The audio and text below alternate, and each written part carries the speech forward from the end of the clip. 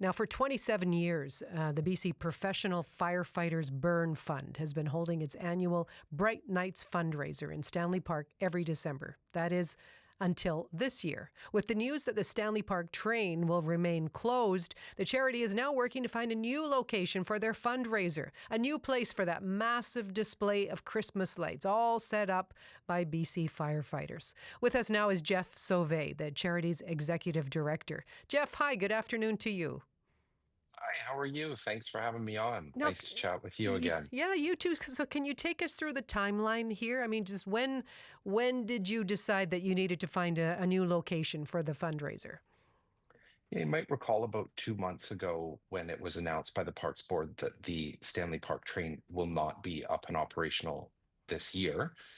And at that moment, obviously, we're the professional firefighters charity. So we are the last group of people to sit idly by. And so we immediately sort of jumped into action of like, what could plan B look like? And, in doing so, I have to say, like, the community, the public, the donations, and the for-profit ventures who have reached out has been amazing. And we found a really great partner that we can't yet announce. It'll be in a couple weeks here, but a great partner that we are currently working through the opportunity, as you mentioned, that light display that we've traditionally had in Stanley Park, to move it elsewhere. Right. And when you're talking about that light display, and it was so memorable, but just how important was the train in terms of bringing people in for the fundraiser?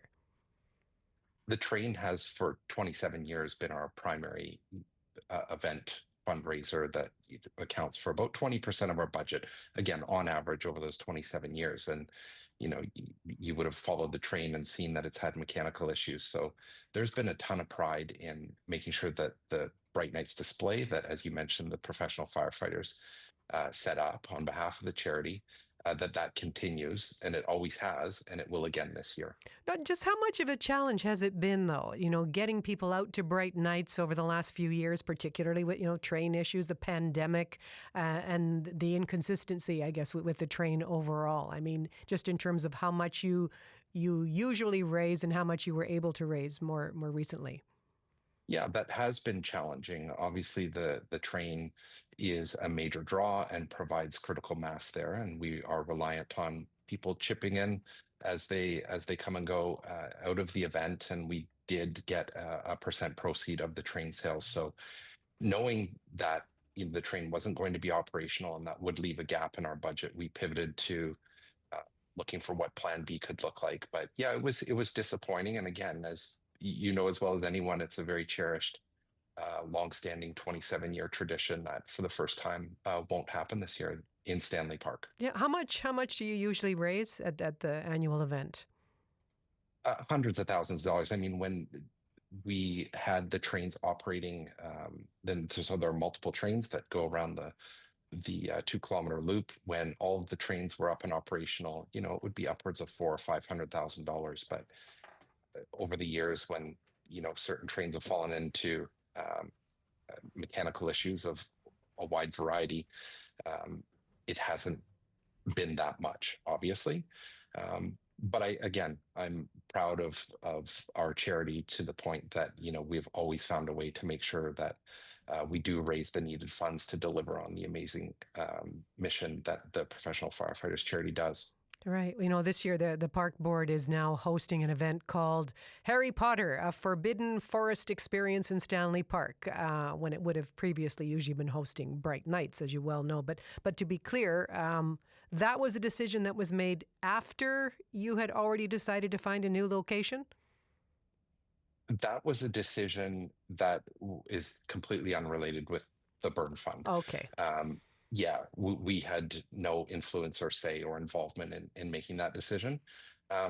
We really took the approach that we know there's not going to be a train there, and we want to try and find a critical mass event where people can come out and have a great night out, including that traditional light display that we can move to other locations. So that was the approach that we took, and happy to report that it looks like in a week or two, we're going to have a fun announcement. Okay, well, wait for that great reveal, I suppose. But just generally, how do you feel about the city not making the maintenance and repairs on the train a priority? Yeah, it's disappointing. It is such a cherished Vancouver tradition that so many families love, and I think it just has become part of the fabric of living in this city or in and around this city. And um, yeah, it's disappointing. We share that disappointment. Again, I just keep leaning back on the key message, though, Yeah. that we gotta make sure that we raise the funds regardless of if a train falls into disrepair or not. We have to make sure we raise funds, and there are multiple ways we can do that. We found a great partner, but yeah, undeniably, when you're doing something for 27 years and you see the popularity of it, when that doesn't happen, it's hard for people uh, to settle their mind on it that it won't be happening.